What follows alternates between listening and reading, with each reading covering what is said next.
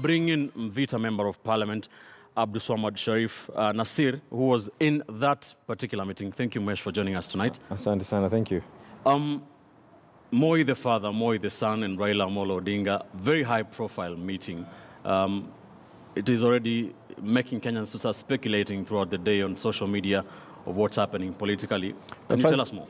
Probably first and foremost, the big question for today is whether this is going to weaken the deputy president. The intention is never to weaken anyone. The intention is to strengthen Kenyans at large. We went there. Of course, His Excellency, the president, the former president, has been unwell. He just underwent surgery. Right. And it was a courtesy call to go and see him.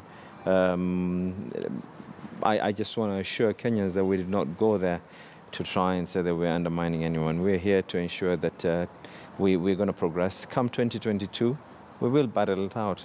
Is this a sign of things to come, politically speaking? Well, there's always there is political affiliation, there is political association, and there is no reason why this should not. All right. We have had in the last few days political leaders from the Rift Valley and Western Kenya urge your co-principals, Raila Odinga's co-principals in the NASA coalition, that is NC leader Musalia Mudavadi and Ford Kenya leader Moses Wetangula, to bury the hatchet with the deputy president. Is this now ODM also trying to reposition itself for the Rift Valley? If ODM is to make a statement, it would definitely come from us as ODM. Anyone else is at liberty to give a principle on their own. And one thing I can assure you as well is that come 2022, we will have a candidate. We will have a candidate as the Orange Democratic Movement. All right. A lot of Kenyans have been asking, following these meetings that we are seeing left, right, and center among the four NASA co-principals, what is the status of NASA? Is it gone with the wind? Not at all. We are strong. We are stronger. There's no doubt that, ODM had always been the stronger party in the coalition. We still stand strong. We stand firm. And as I was even talking to my party leader today, and I was telling him that there's a need for us to actually be able to start going around the country, explaining to Kenyans as well what the handshake meant, and which will be done very soon. And you will see what is on the ground. And we welcome everyone else to come on board.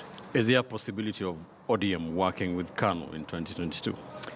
ODM is going to work with anyone whose views, agendas, whose interests are going to be those of Kenyans. I'm not going to give an answer. That is an answer that, of course, is going to come with due time. But we are at liberty. The laws of Kenya, Constitution of Kenya, allows us to be able to work with any political party as long as the needs and desires of Kenyans are going to be met. How important is the Rift Valley for you in your strategy as ODM? There's no doubt the Rift Valley is a voter-rich area. There is totally no doubt about that.